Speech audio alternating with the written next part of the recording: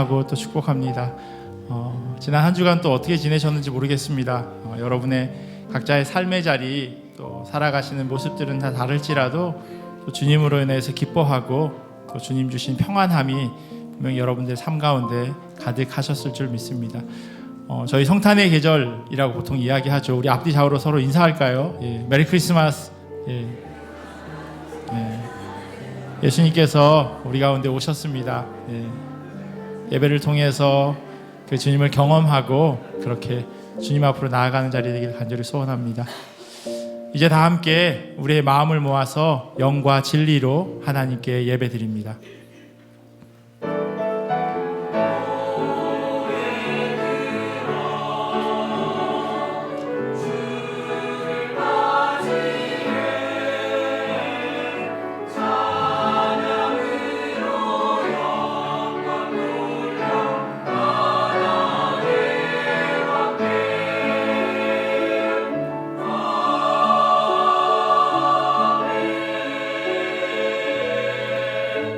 모든 골짜기가 메워지고 모든 산과 작은 산이 낮아지고 굽은 것이 곧아지고 험한 길이 평탄하여질 것이요 모든 육체가 하나님의 구원하심을 보리라 함과 같으니라. 아멘. 우리 다 자리에서 일어나셔서 찬송가 10장으로 하나님께 영광 돌리겠습니다.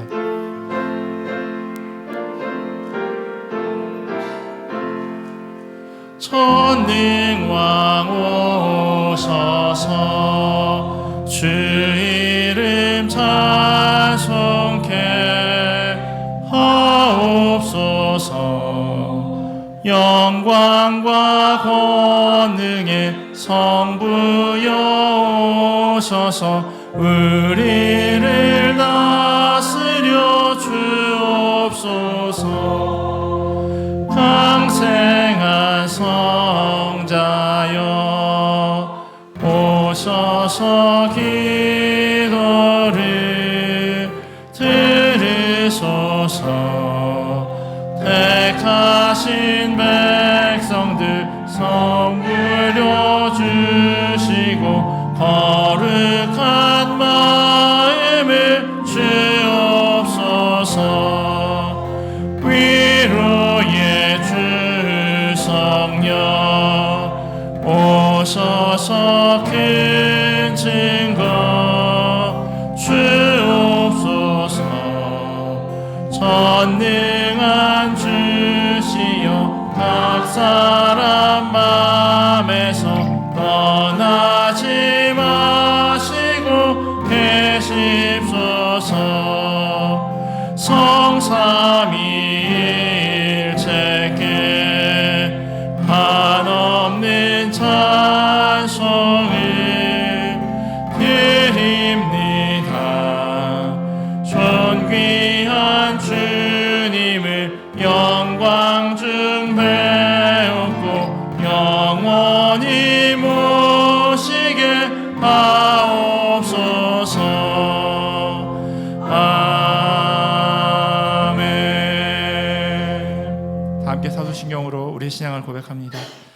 전능하사 천지를 만드신 하나님 아버지를 내가 믿사오며 그 외아들 우리 주 예수 그리스도를 믿사오니 이는 성령으로 잉태하사 동정녀 마리아에게 나시고 본디오 빌라도에게 고난을 받으사 십자가에 못 박혀 죽으시고 장사한 지 사흘 만에 죽은 자 가운데서 다시 살아나시며 하늘에 오르사 전능하신 하나님 우편에 앉아 계시다가 저리로서 산자와 죽은 자를 심판하러 오시리라. 성령을 믿사오며 거룩한 공회와 성도가 서로 교통하는 것과 죄를 사하여 주시는 것과 몸이 다시 사는 것과 영원히 사는 것을 믿사옵나이다. 아멘. 우리 다 자리에 앉으셔서 우리 기뻐하며 승리의 노래 부르리. 우리 함께 같이 기쁨으로 찬양하겠습니다.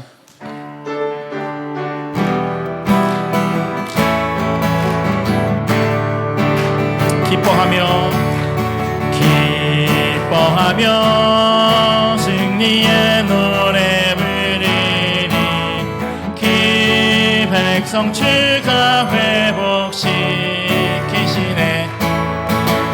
그 사랑으로 억눌렸던 자모와 칭찬가며 얻게 하시네. 전심으로 기뻐하리. 전능의 왕 함께 하시네. 기뻐 외치며 주께 두 손 들리 춤을 추며 왕께 찬양해. 모든 원수를 멸하신 주님 전능의 왕 함께 하시네. 우리 한 번 더 고백할까요?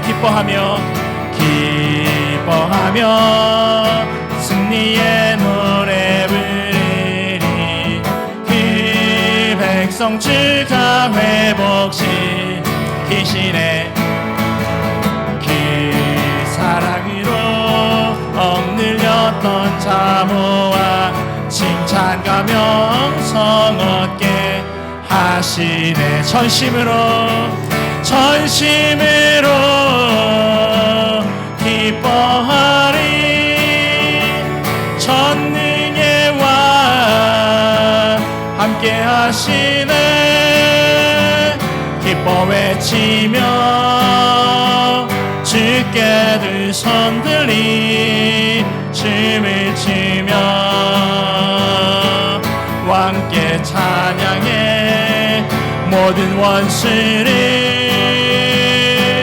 멸하신 주님 전능의 왕 함께 하신. 전심으로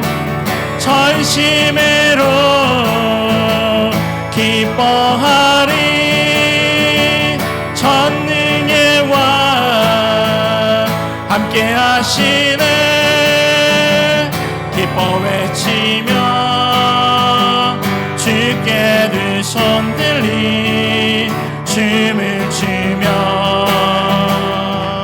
왕께 찬양해. 모든 원수를 멸하신 주님 전능의 왕 함께 하시네. 천사들의 노래가 하늘에서 들리니 산과 들이 기뻐서 메아린 저 흘린다.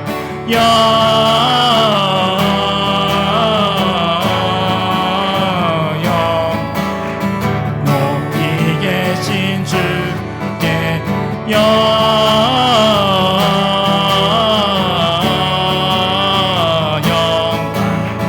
높이 계신 주님께 우리 목소리 높여서 찬양하겠습니다. 한밤중에 목자들 양떼들을 지킬 때 아름다운 노래가 정하게 들린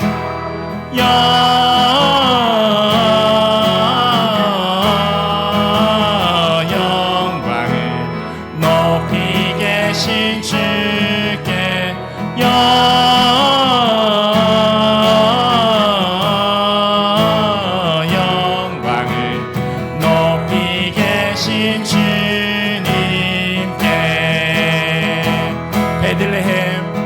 베들레헴 달려가 나신 아기 예수께 그러 경배합시다.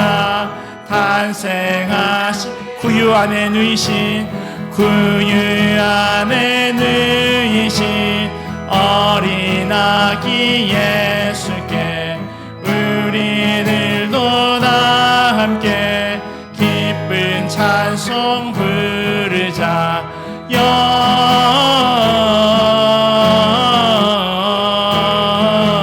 영광을 높이 계신 주께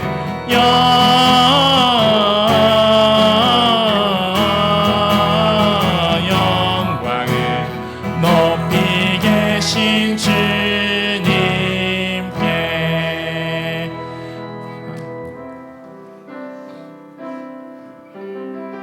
우리 함께 말씀 앞에 우리가 나아가는 그 마음 가지고요, 이 찬양 같이 주님께 올려드리면 좋겠습니다. 말씀 앞에서 경외함으로, 말씀 앞에서 경외함으로 주께 홀로 섭니다. 생명의 말씀 읽고 순종해 주를 예배함. 우리 한 번 더 고백하겠습니다. 말씀 앞에서 경외함으로 주께 홀로 섭니다. 생명의 말씀 읽고 순종해 주를 예배합니다. 기록된 말씀 힘이 있어서 진리로 우리 거룩해 하며, 거룩한 말씀 세세 영원히 복음이 되어 말씀하시네. 하나님 말씀에 두려워 떠는 자, 그 말씀에 생명을 거는 자 한 사람 찾으시니, 주님의 약속을 믿어 하나님 말씀에 운명을 거는 자, 순종하며 주 따라가는 자, 영원히 하나님 나라 이뤄갈 주의 교회요 일어나라.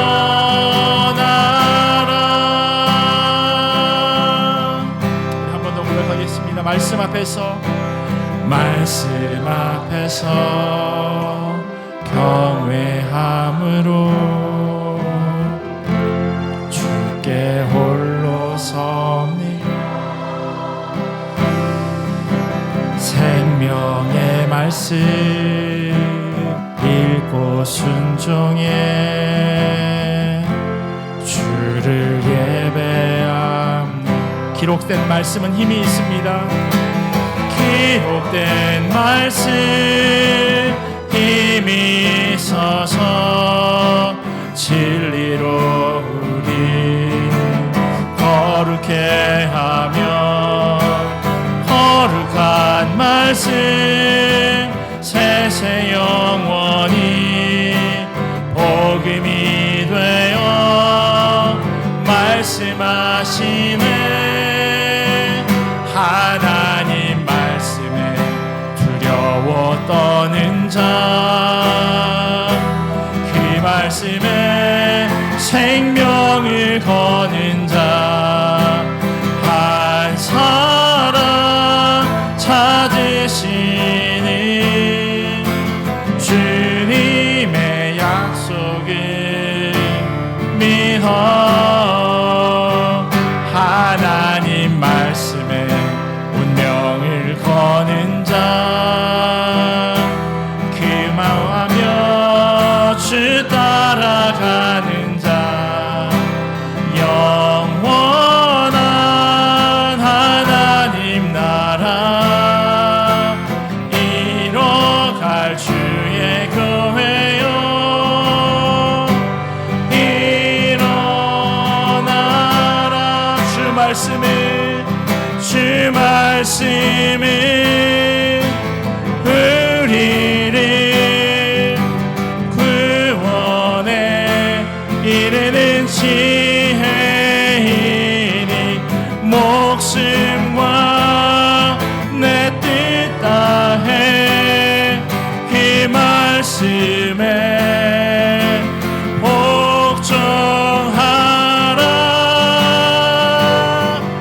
하나님 말씀에 두려워 떠는 자, 그 말씀에 생명을 거는 자, 찾으시는 주님의 약속을 믿어 하나님 말씀에 운명을 거는 자, 순종하며 주 따라가는 자, 영원한 하나님 나라 이뤄갈 주의 교회여 일어나라.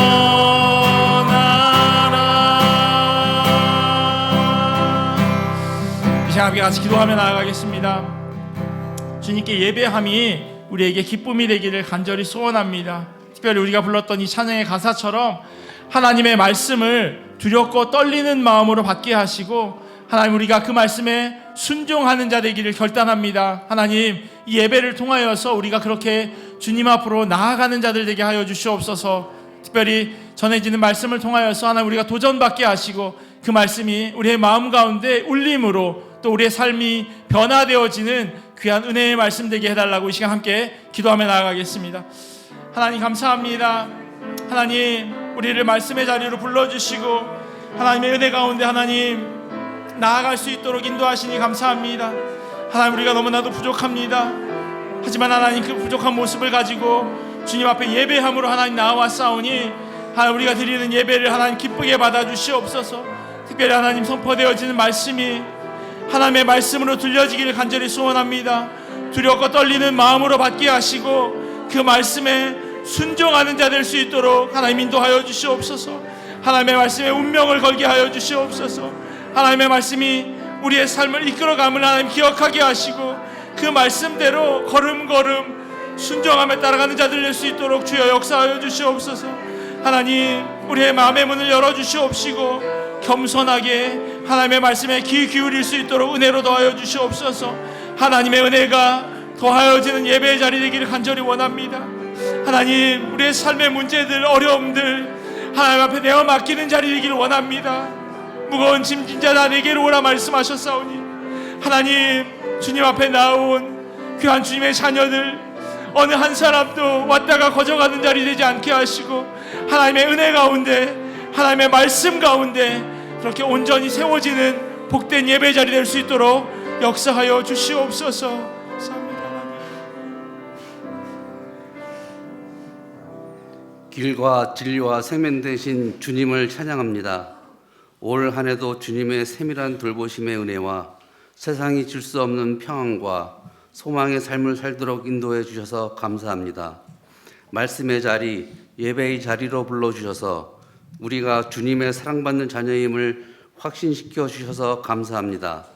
주님 앞에 겸손히 엎드려 예배의 자가 되게 하여 주옵소서. 이 시간 우리의 마음과 정성으로 드리는 예배를 기쁘게 받아주시길 원합니다. 말과 행동과 생각으로 지은 모든 죄악들을 용서하여 주옵시고 영 혼육을 정결케 하여 주셔서 주님이 기뻐하시는 성전이 되어가도록 우리의 연약함을 도와주옵소서. 빛과 구원으로 오신 주님의 은혜를 우리의 작은 입술로 날마다 찬양하며 높여드리는 고백의 삶이 되길 원합니다. 예수 그리스도의 성품을 닮아가기 위해 쓰며 예수 그리스도의 이름만을 높이며 예수 그리스도의 사랑으로 섬기고 나누는 우리 한 사람 한 사람이 교회가 되어 구원의 방주로서의 사명을 충성되이 잘 감당하는 칭찬받는 교회가 되게 하여 주옵소서.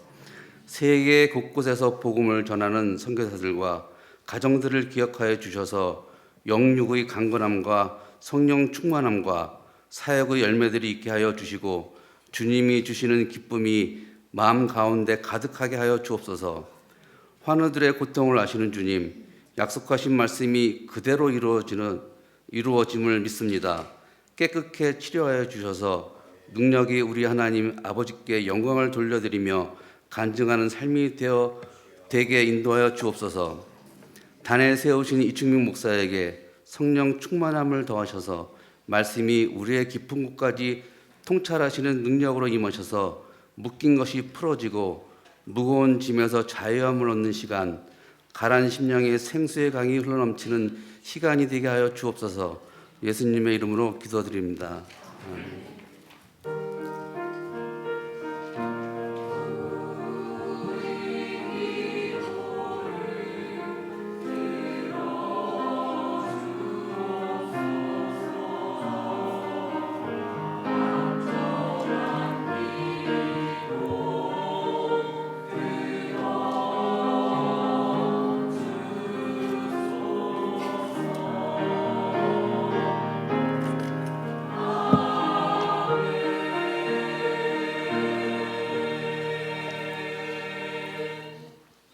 교회 소식 전해드리도록 하겠습니다. 주보를 참조해 주시면 감사하겠습니다. 오늘 혹시 오셨는데 새가족 이렇게 써주지 않으셨거나 잠깐 방문하신 분이 계시면요, 저희 본당 맞은편에 새가족실이 있습니다. 거기에서 새가족부의 안내를 받아주시면 감사하겠습니다. 오늘 2부 예배 후에요, 2024년도 예산을 위한 공동의회가 있습니다. 이 회의에 참여하실 수 있으신 분은요, 저희 교인들 되시면서 세례 교인들은 참여하실 수 있습니다. 다음 주일이 성탄 주일입니다. 그래서 성탄 주일 예배는 전 교인이 연합으로 드릴 예정이고요. 그래서 11시에 한 번만 예배 드리도록 하겠습니다. 성탄 주일 예배 세례식이 있고요. 세례식에 참여하시는, 또 특별히 유아 세례 그리고 입교 대상 되시는 분은 10시 반까지 담임 목사실로 와주시면 좋겠고요. 또 성탄 주일 예배 교육부에서 준비한 그런 행사들도 같이 예배 안에 이렇게 담으려고 합니다. 혹시 아쉬우신 분들이 계실 거예요. 왜냐하면 올해가 지금 모이고 계시는 그 목장의 마지막 모임이 되어질 수도 있을 것 같아서, 혹시 목장 가운데서 준비가 가능하신 그런 목장들은 정하시고 수요일까지 저희가 알려주시면, 그러면 그 주일 성탄 예배 순서 안에 이렇게 넣어서 이렇게 풍성하게 그렇게 예배를 올려드릴 수 있도록 준비하겠습니다. 그래서 혹시 목장에서 준비하기를 원하시는 분들은 연락을 주시면 감사하겠습니다. 지난주에 광고 드렸듯이 2024년도 사역을 위한 재직 헌신서와 사역 지원서를 작성해서 헌금함에 넣어주시면 좋겠습니다. 혹시 용지가 없으신 분들은 1층에 그 현관에 보시면 그 용지가 있습니다. 그래서 꼭 이 서리집사 되시는 분들은 사역 헌신서 적어주시고요. 또 재직 헌신서 적어주시고요. 그리고 모든 성도님들께서 본인이 하시기 가능하시다 생각되어지는 그 사역에 꼭 지원해 주시면 좋겠습니다. 거기 사역 헌신서에는 사역 지원서에는 누락되었는데요. 제가 내년에 기대하기는 좀 소망해 보자면 찬양팀과 통역팀이 있었으면 좋겠어요. 저희 예배가 2부 예배가 훨씬 더 풍성하게 여러분이 들으시기에 제 어설픈 기타와 찬양 때문에 힘드실 것 같은데 조금 더 잘 이렇게 셋업되어 있는 찬양팀이 생겼으면 좋겠습니다. 그리고 또 하나는 예배 드림에 있어서 저는 어느 누구도 소외되지 않았으면 좋겠어요. 그래서 찬송가랑 그냥 복음성가랑 이렇게 조금씩 섞고 있는데, 설교도 마찬가지인 것 같아요. 제가 한국말로 설교할 수밖에 없는 상황이다 보니 혹시 가능하신 분들은 이렇게 통역하시는 일에 지원을 해주시면 좋겠어요. 혼자는 저는 힘드실 것 같고요. 적어도 팀이 꾸려지려면 서너 명은 필요합니다. 그래서 제가 금요일 날 보통 설교를 원고를 마쳐요. 그리고 토요일은 그냥 설교를 읽는 그 연습만 하는데, 금요일 날 설교가 마쳐지면 그 통역팀에 제 원고를 보내드리면, 여러분들도 이제 익숙하셔서 아시겠지만 저는 거의 그냥 원고대로만 합니다. 다른 쓸데없는 얘기 안 하고요. 원고에 적혀있는 대로만 그렇게 말씀을 전하기 때문에 통역하시는 분들이 금요일 날 받으셔서 미리 한번 준비하시면, 그러면 도서관에서 통역하는 장비를 이렇게 제 설교를 그 방에서 귀로 들으시고요. 이런 마이크로 영어로 얘기를 해주시면 그 리시버를 가지고 계신 분들은 본당에서 설교 들을 때 이렇게 귀에 꼽으시면 영어로 들으실 수가 있으세요. 근데 말씀드렸듯이 혼자는 힘드세요. 52주를 매주마다 하기는 어려우신데, 그것을 네 분이서 이렇게 돌아가면서 하면 훨씬 더 부담도 적고 가능한 그런 사역이 될 수 있습니다. 예. 웅성웅성하는 건 하실 분이 계시다는 그런 사인으로 제가 듣겠습니다. 그래서 같이 좀 예배 드릴 수 있도록 그렇게 준비해 주시면 어떨까 싶습니다. 기억하시고요. 또 하나 간지가 오늘 또 나갔어요. 그죠? 주보에 보시니까 2024년도 가정기도 요청서라고 되어져 있는 작은 종이가 있으실 겁니다. 이 종이는요, 본당 나가시면 조그만한 상자에 이 기도 요청서라고 하는 것을 넣을 수 있도록 함을 만들어 놓았습니다. 저랑 정화주 목사님 둘이서 내년 1년 동안 여러분들이 적어주신 그 기도의 제목 가지고 기도하려고 합니다. 그래서 따로 다른 분에게 공유하는 건 아니고요. 목회자만 그렇게 같이 놓고 기도하려고 하는데 혹시 원하시는 분들은 기도 요청서를 작성해 주시면 이건 같이 사시는 분 아니면 멀리 떨어져 있는 자녀분들도 계실 거고요. 그런 기도 제목들을 좀 적어주시면 제가 새벽에 나와서 기도할 때 이렇게 뭉치가 되겠죠. 하나씩 이렇게 넘겨가면서 그렇게 기도하려고 합니다. 같이 원하시는 분들은 적어주시면 감사하겠습니다.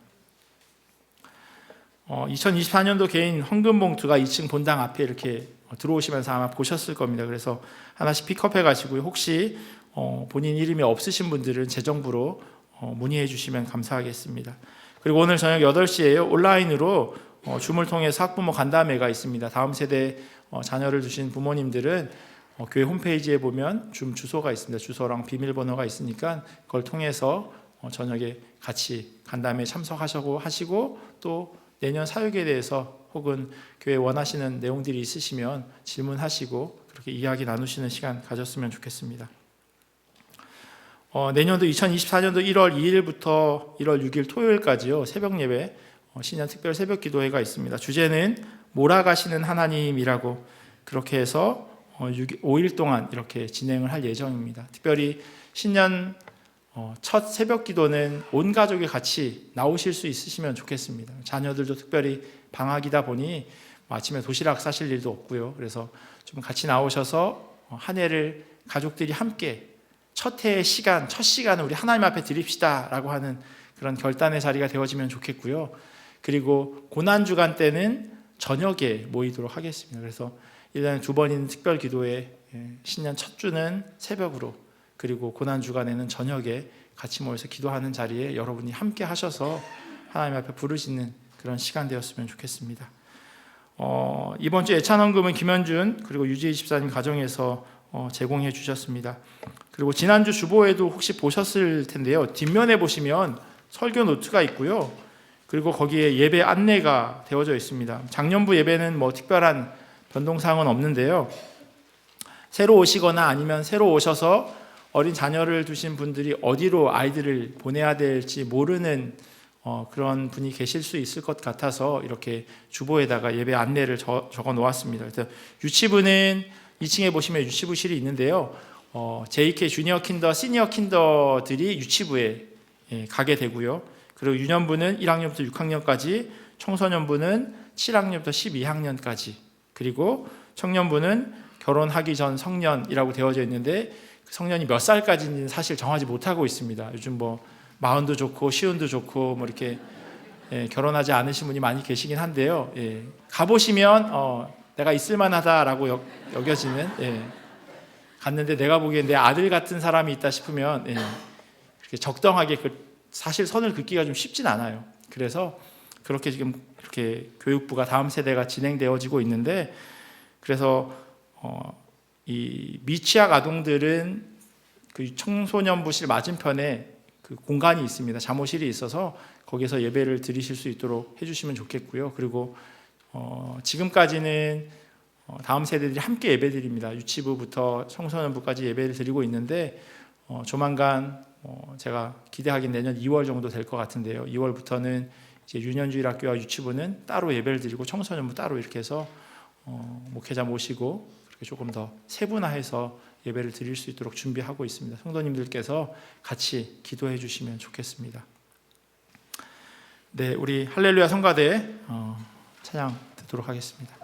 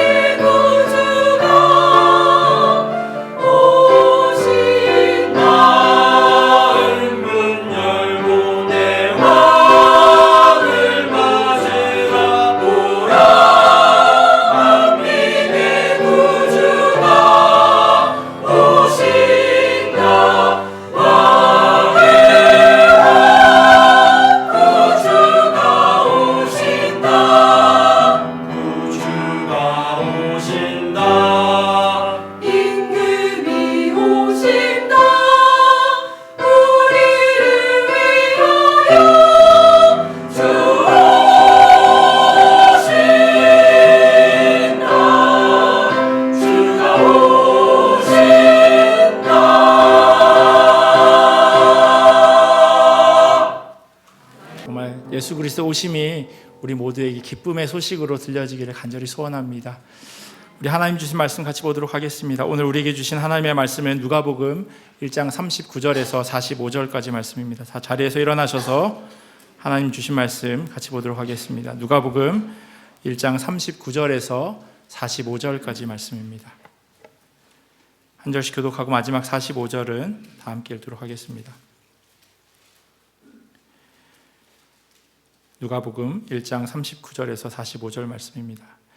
이때 마리아가 일어나 빨리 산골로 가서 유대 한 동네에 이르러 사가랴의 집에 들어가 엘리사벳에게 문안하니 엘리사벳이 마리아가 문안함을 들으매 아기가 복중에서 뛰노는지라 엘리사벳이 성령의 충만함을 받아 큰 소리로 불러 이르되 여자 중에 내가 복이 있으며 내 태중에 아이도 복이 있도다. 내 주의 어머니가 내게 나아오니 이 어찌된 일인가. 보라, 내 문안하는 소리가 내 귀에 들릴 때에 아이가 내 복중에서 기쁨으로 뛰놀았도다. 함께 읽겠습니다. 주께서 하신 말씀이 반드시 이루어지리라고 믿은 그 여자에게 복이 있도다. 아멘. 하나님의 말씀입니다. 자리에 앉겠습니다. 오늘은 대강절 세 번째 주일로요. 설교의 주제는 기쁨입니다. 오늘 본문을 살펴보기에 앞서서 저희가 함께 읽은 본문 그 앞에 보면 두 가지의 이야기가 등장합니다. 그런데 그 큰 사건들을 보면 많은 질문들을 하게 되어집니다. 첫 번째 사건은 세례 요한이 태어나는 그러한 이야기고요. 두 번째는 예수님의 탄생에 대한 예고가 기록되어 있습니다. 세례 요한은요, 제사장 가문에서 태어난 사람입니다. 당시 제사장의 수가 많았기에 순번을 정해서 그 제사장 직무를 감당하게 되었습니다. 세례 요한의 아버지인 사가랴가요, 자기 차례가 되어서 성소에 들어가서 분향을 하게 되는데 그 가운데서 천사를 만나게 됩니다. 천사를 통해서 듣게 된 소식이 무엇이냐면 사가랴에게 있는 그 아내 엘리사벳이 아들을 갖게 될 것이고 또 태어날 그 아들의 이름을 요한이라고 정하라고 하는 이야기를 듣게 됩니다. 하지만 나이가 많은 사가랴는요, 천사의 말에 이게 가능한 일이 아니다라고 하는 생각을 하게 됩니다. 누가복음 1장 18절 말씀이에요. 내가 이것을 어떻게 알리요? 내가 늙고 아내도 나이가 많으니이다. 아주 공손하게 대답하는 것처럼 들려지지만 사실은요, 이 말은 에이 장난하지 마세요. 지금 내가 몇 살인데 그 이야기를 하고 있는 겁니다. 믿음과는 거리가 아주 먼 반응이죠. 또 하나 사가랴가 이상하게 생각했던 것은요, 자기 집안에 요한이라고 하는 이름을 가진 사람이 하나도 없었기 때문이에요. 당시 문화는요, 태어난 아이의 이름을 정할 때 그 가문에 있는 이름 가운데 하나를 정해서 그 아이를 불렀습니다. 할아버지가 요한이건 혹은 아버지가 요한이어야 이 아이의 이름이 요한일 수 있는데 천사가 와서 새로 태어날 아이가 요한이라고 그렇게 이름 지으라고 하는 이야기를 들으니 이 사가랴가 생각하기에요, 적당한 표현인지는 잘 모르겠지만 지금 이 천사가 번지수를 잘못 찾아왔네 라는 생각을 하게 된 겁니다. 나이가 젊은 그리고 그 가문 가운데 요한이라고 하는 이름이 있는 그쪽에 가야 하는데 지금 잘못 날 찾아왔구나 라고 하는 생각을 하게 된 겁니다. 나중에 아이가 태어나고 이름을 지을 때요, 제가 지금 이야기한 그 내용에 대한 설명이 되어져 있습니다. 누가복음 1장 59절에서 61절 말씀이에요. 8일이 되매 아이를 할례하러 와서 그 아버지의 이름을 따라 사가랴라 하고자 하더니 그 어머니가 대답하여 이르되 아니라 요한이라 할 것이라 하매 그들이 이르되 네 친족 중에 이 이름으로 이름한 이가 없다 하고 이렇게 기록되어 있어요. 사가랴는 자기와 아내가 나이도 많고 또 요한이라는 이름이 있는 가문이 아니었기에 천사의 말을 믿지 아니려 했습니다. 그래서 천사가 요한이 태어나기 전까지 사가랴로 하여금 말을 하지 못하도록 만듭니다. 믿음 없음에 대한 일시적인 징계인 것이죠. 사가랴와 천사가 아이를 갖게 될 것이라고 하는 대화를 하고 있는 과정 가운데 성소 안에서 평소와는 다르게 분향하는 시간이 길어지는 것에 대해서 성소 바깥에 있었던 사람들은 걱정하기 시작합니다. 제사장이 옷 밑단에는요, 방울이 달려져 있어요. 그리고 그 방울이 제사장이 걸어 다닐 때마다 딸랑딸랑딸랑 소리가 나는 거죠. 아, 아직 걸어 다니고 있구나, 아직 살아 있구나 라고 하는 것을 의미합니다. 그런데 방울 소리가 들리지 않으면 이 제사장이 거룩하지 못해서 죄 가운데 하나님의 성소에 들어갔기에 죽었구나라고 생각을 하게 됩니다. 그래서 다리에다 묶어둔 끈을 지성소 바깥에서 이렇게 당깁니다. 일반 백성이 지성소에 들어갈 수 없으니까요.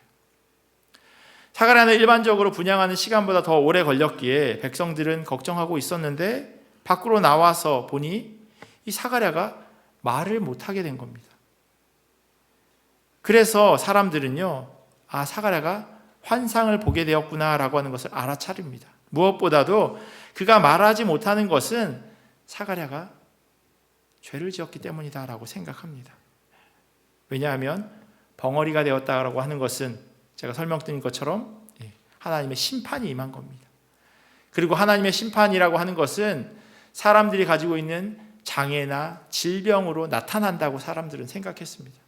멀쩡한 제사장이, 죄 있는 사람은, 질병이 있는 사람은 제사장이 될 수 없는데 멀쩡했던 사람이 들어갔다 나왔는데 말을 못한다? 이 사람이 죄가 있었구나 라고 생각할 수밖에 없었습니다.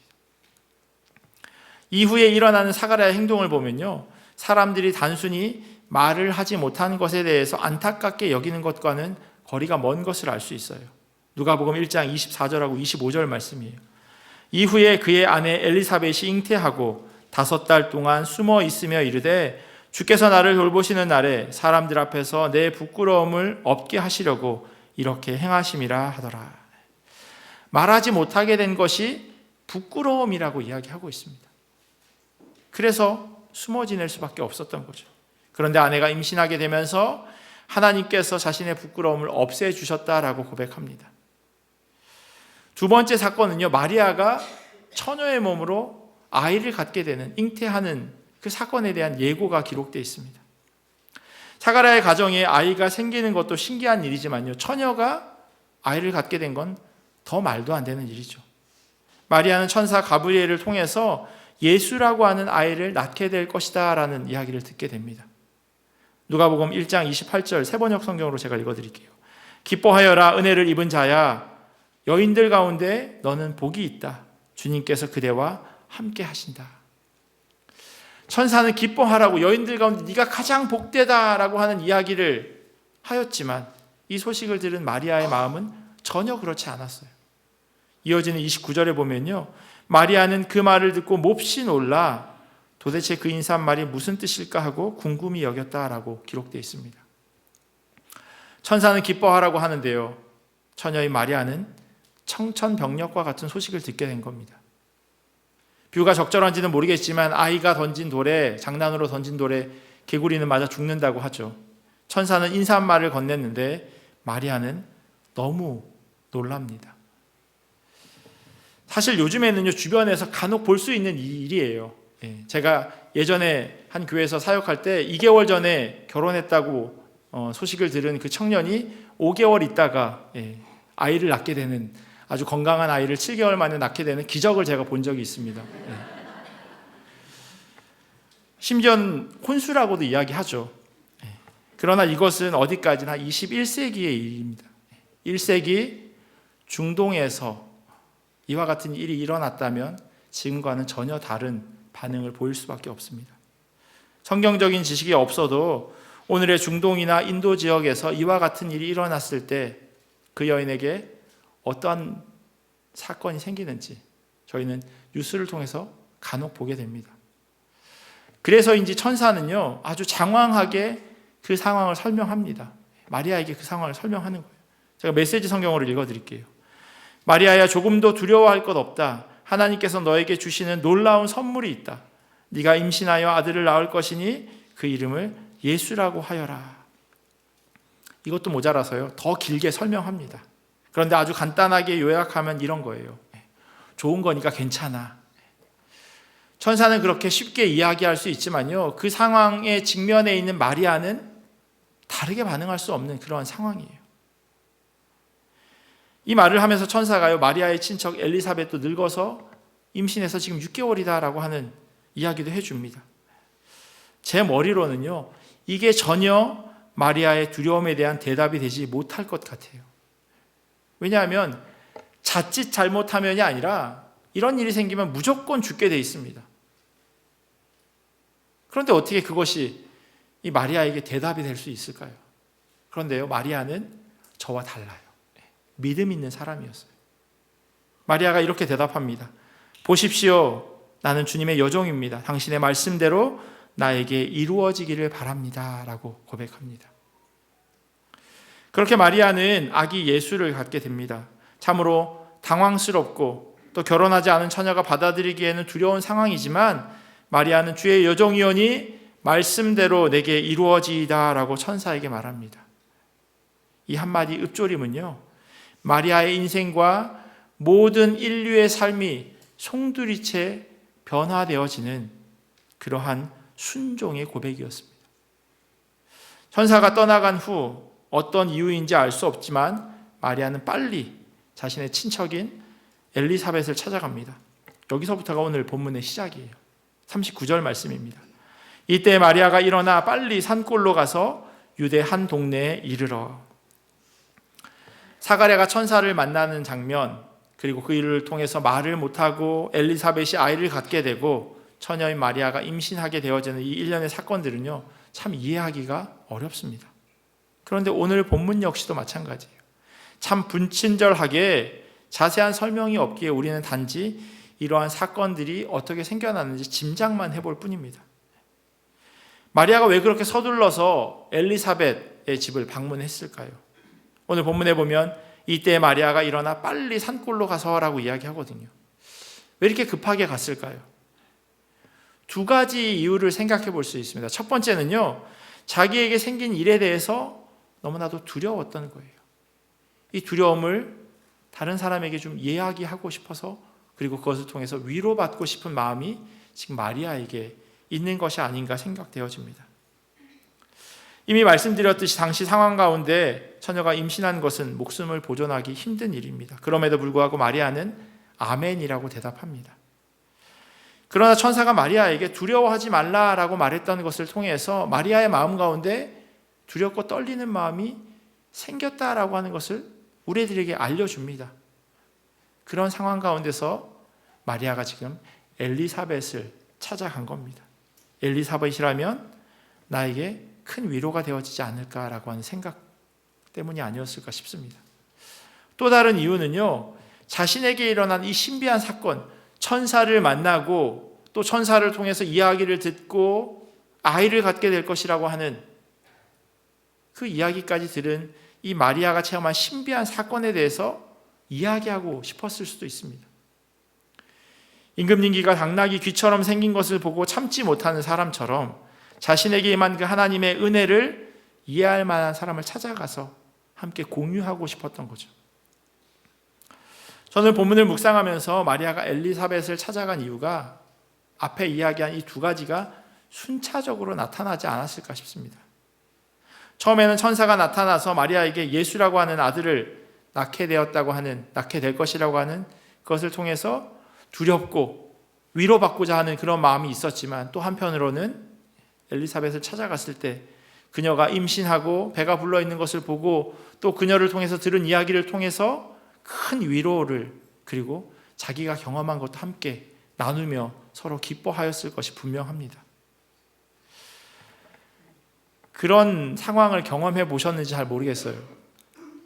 젊은 여자분들은요, 이런 비가 오거나 이렇게 눈이 좀 쌓여 있는 아주 미끄러운 날 같은데 막 걸어가다가 탁 넘어지면 순식간에 일어납니다.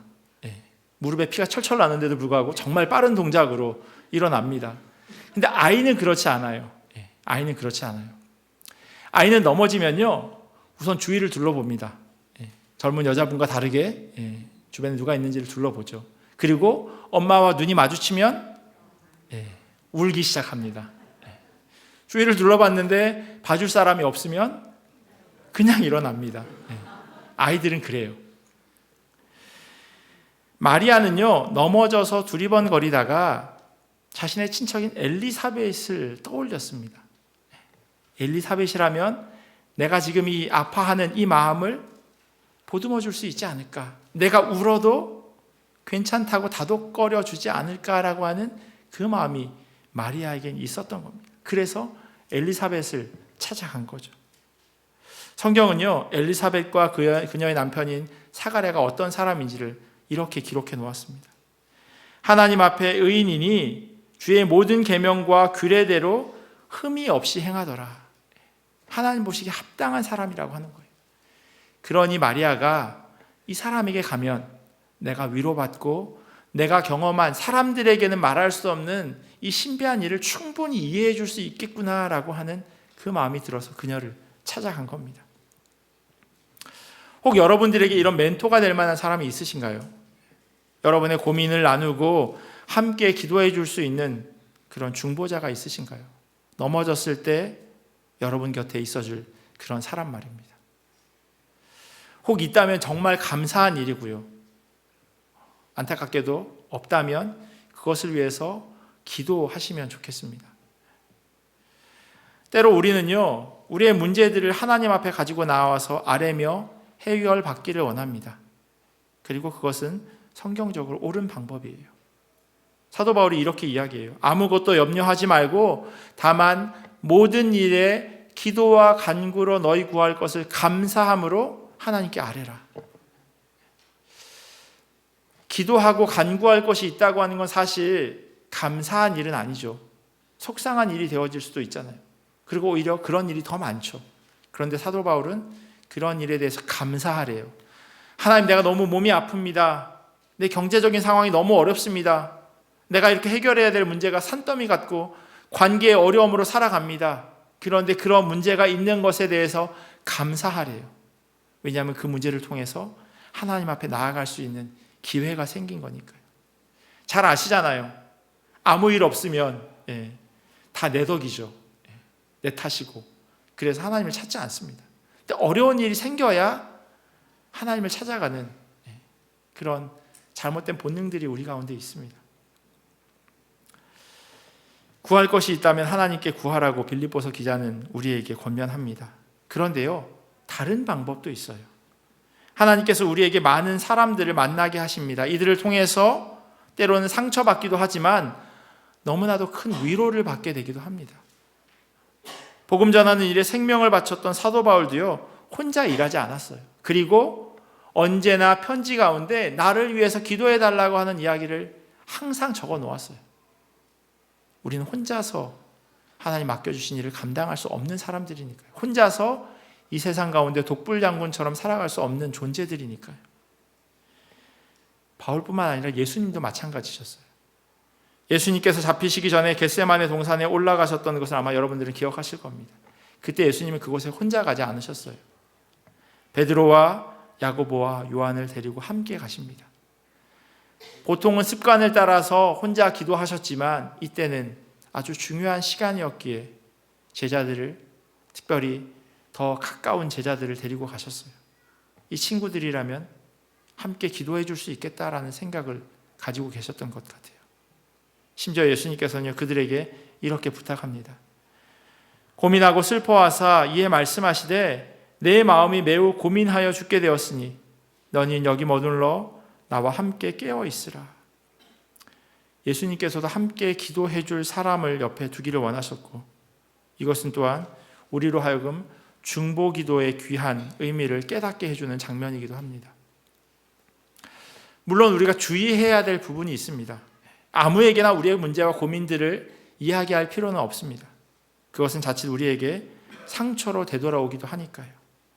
하지만 하나님께서는 우리에게 사람을 붙여주시고 사람을 통해서 일하고 계심을 우리는 기억해야 합니다. 마리아가 엘리사벳을 찾아갔을 때요, 엘리사벳은 마리아를 다음과 같이 축복합니다. 누가복음 1장 42절에서 45절 말씀이에요. 여자 중에 네가 복이 있으며 내 태중의 아이도 복이 있도다. 내 주의 어머니가 내게 나아오니 이 어찌된 일인가. 보라, 네 문안하는 소리가 내 귀에 들릴 때 아이가 내 복중에서 기쁨으로 뛰놀았도다. 주께서 하신 말씀이 반드시 이루어지리라고 믿은 그 여자에게 복이 있도다 말씀합니다. 이러한 위로와 축복의 말이 마리아로 하여금 하나님을 찬양하게 합니다. 저희가 읽은 본문 바로 뒤에는요, 마리아의 찬가라고 하는 노래가 기록되어 있습니다. 마리아가 자기에게 생긴 이 일에 대해서 하나님께 찬양으로 영광 돌리는 그런 말씀이에요. 마리아가 이르되 내 영혼이 주를 찬양하며 내 마음이 하나님 내 구주를 기뻐하였음은 그의 여종의 비천함을 돌보셨습니다. 비천한 모습이에요. 처녀가 임신한 이 상황, 죽을 수도 있는 그러한 상황이에요. 그런데 그 상황 가운데서 하나님을 찬양한다라고 고백합니다. 왜냐하면 엘리사벳을 통해서 큰 위로를 받았기 때문이에요. 네가 너무 복된 삶이다 라고 하는 이야기를 믿음의 중보자를 통해서 들었기에 마리아가 주저앉지 않고 일어날 수 있었던 겁니다. 마치어 시편 기자가 찬양하는 그 고백과 이 마리아의 찬계가 너무나도 비슷합니다. 주께서 나의 슬픔이 변하여 내게 춤이 되게 하시며 나의 베옷을 벗기고 기쁨으로 띠띠우셨나이다. 힘든 상황임에도 불구하고 그것이 기쁨으로 고백되어진다라고 시편 기자는 고백합니다. 우리는 하나님으로부터 위로를 받기도 하지만요, 사람으로부터도 힘을 얻기도 합니다. 그렇게 하나님께서 우리에게 동역자를 붙여주시고 함께 기도하게 하시는 겁니다. 그럴 때 우리의 입술을 통해서 하나님을 찬양하는 기쁨의 고백이 넘쳐날 줄 믿습니다. 마리아는 자신의 비천함을 돌아보시고 또 자신을 복된 여인이 되게 하신 하나님의 은혜에 감사하며 기뻐하였습니다. 더 이상 마리아에게는요, 두려울 것이 없었습니다. 왜냐하면 두려운 상황 속에서 신실하신 하나님께서 임마누엘로 함께 하신다라고 말씀하셨기 때문이에요. 혼자 있는 게 아니에요. 동역자가 있고 또 임마누엘로 하나님이 함께 하신다라고 하는 그 말씀을 들었기 때문입니다. 세상 사람들이 보기에는 마리아는 손가락질 받는 사람입니다. 마태복음 1장을 보면요, 이 마리아의 약혼자인 요셉도 이러한 상황 가운데 그가 어떤 마음을 갖냐면 이 관계를 끊어버리려고 해요.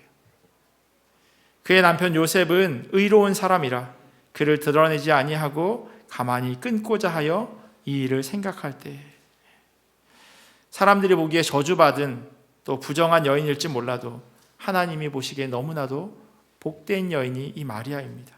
이것을 엘리사벳은 알았던 거예요. 그래서 여자 중에 네가 복이 있으며 네 태중의 아이도 복이 있다라고 마리아에게 큰 소리로 위로하였던 겁니다. 마리아가 복된 여인이 된 것은 아주 단순한 이유 때문입니다. 하나님이 그렇다고 말씀하셨기 때문이에요. 하나님이 그렇다고 말씀하시면 그 여인은 복될 수밖에 없습니다. 이것을 우리에게 적용하면요, 오늘 설교의 제목처럼 믿는 자에게 복이 있다 말씀하세요. 하나님이 우리로 하여금 기뻐하라 말씀하시고 우리의 삶 가운데 복으로 더하신다 말씀하시고 특별히 예수 그리스도가 이 땅 가운데 오신 것, 이것을 믿는 것, 그것을 통해서 우리의 삶은 복이다, 복되다 말씀하십니다. 주께서 하신 말씀이 반드시 이루어지리라, 믿는 사람의 복이 있다라고 엘리사벳이 이야기했던 그 이야기가 우리의 삶에도 그대로 녹아지기를 간절히 소원합니다. 여러분의 삶 가운데 문제가 있고 어려움이 있고 힘듦이 있다 하더라도 마리아만 할까요? 그럼에도 불구하고 마리아는 믿음으로 고백하고 그것을 하나님께서 복되다 말씀하셨습니다. 우리의 어려움과 문제들, 힘듦들, 또 연말이고 한 해를 마무리하는 때이지만 여전히 해결되어지지 않는 그런 상황 가운데 놓여 있다 할지라도 하나님께서 그 상황을 통하여서 우리를 만나주기를 원하시고 특별히 예수 그리스도를 이 땅 가운데 보내주심을 통하여서 우리의 삶 가운데 날마다 기쁨이 샘솟을 수 있도록 그렇게 일하고 계심을 믿는 것, 그것이 바로 우리 입술에 복으로 고백되어져야 할 것입니다. 이번 한 주를 살아가시면서요, 그 기쁨이 우리 가운데 가득하기를 원합니다. 주님께서 이 땅 가운데 오심이 내 삶 가운데 그 어떤 것과도 바꿀 수 없는 복입니다. 하나님, 나로 하여금 기쁨으로 살아가게 하여 주시옵소서.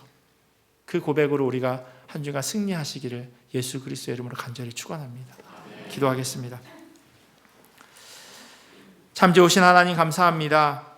한 해를 마무리하는 이때에 예수님께서 우리에게 복으로 오신 이 성탄의 계절에 주님 오심이 우리 모두에게 큰 기쁨이 될 수 있도록 주여 은혜로 더하여 주시옵소서. 감사하며 사랑이 많으신 예수님의 이름으로 기도합니다. 아멘. 우리 찬송가 120장 같이 찬양하시겠습니다.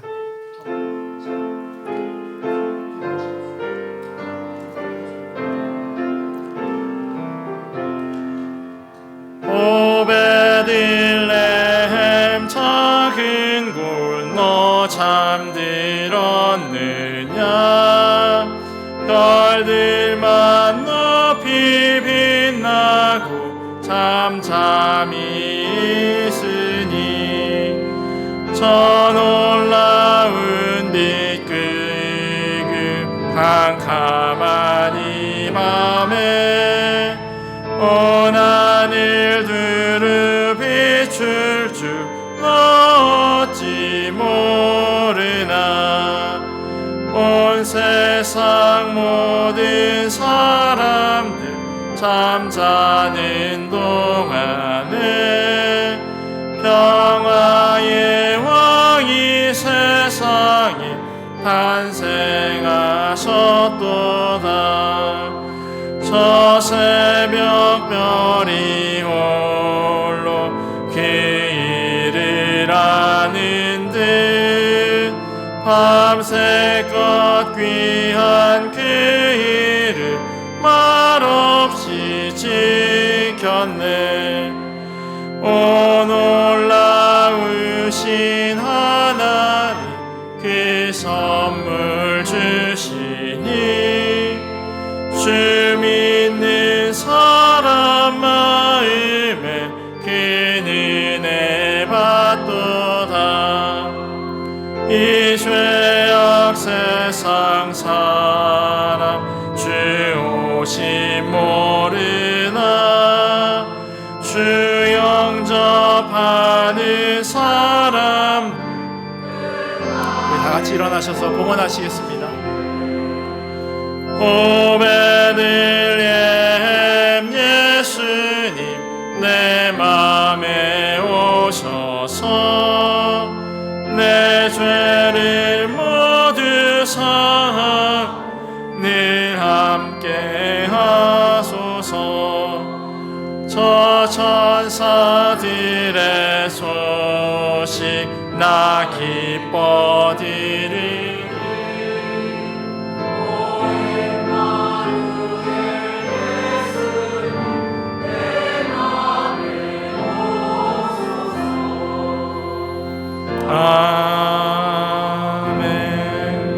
아멘. 손녀의 첫돌에 감사드리며 하나님을 사랑하는 자로 건강하게 성장할 수 있도록 기도드립니다.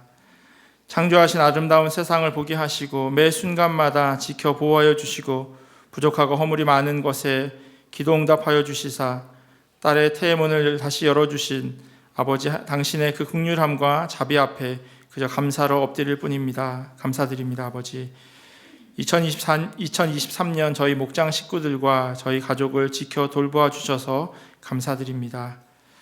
성령 하나님, 아버지 결혼 주년을 무사히 맞게 하여 주심을 감사드립니다. 제 삶에 항상 동행하시는 하나님, 제 삶을 주관하시는 하나님 감사합니다. 38년 동안 가정을 지켜주셔서 감사합니다라고 결혼 기념 감사헌금 드렸습니다. 일상 회복에 감사합니다. 은퇴식을 마치고 모든 것이 하나님의 은혜였습니다. 여호와여, 사람이 무엇이기에 주께서 그를 알아주시며 인생이 무엇이기에 그를 생각하시나이까. 에베네셀의 나의 하나님께 여기까지 도우심을 진심으로 감사드립니다. 우리 드려진 헌금 위해서 같이 기도하겠습니다.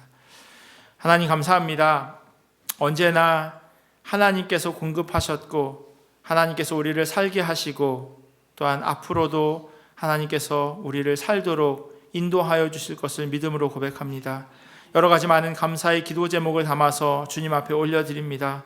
때로는 감사할 수 없는 그러한 상황도 주님께 기쁨으로 감사하며 올려드리오니 하나님 드린 물질이 하나님 나라를 위하여서 기쁨으로 사용되어지게 하시고 또한 기쁘게 드린 손길들 한 사람 한 사람 기억하여 주시고 하나님 그 기도의 제목 가운데 귀 기울이시고 응답하여 주시옵소서. 어려운 형편으로 인하여서 드리지 못한 손길들 하나님 그들의 형편도 기억하시고 하나님께서 만져주시고 또 그 어려움들 잘 해결되어질 수 있도록 은혜로 더하여 주시옵소서. 그래서 주님의 몸된 교회 성도들 그 삶 가운데 하나님이 허락하신 기쁨, 그 평안함, 감사의 제목들이 넘쳐날 수 있도록 주여 역사하여 주시옵소서. 지금은 우리 주 예수 그리스도의 크신 은혜와 하나님 아버지의 사랑하심과 성령님의 교통하심이, 주님 주신 기쁨이 복임을 깨닫는 주님의 자녀들 머리 위에, 그리고 이들의 가정과 삶의 자리와 주님의 몸된 교회 위에 지금부터 영원토록 함께 하시기를 간절히 축원하옵나이다.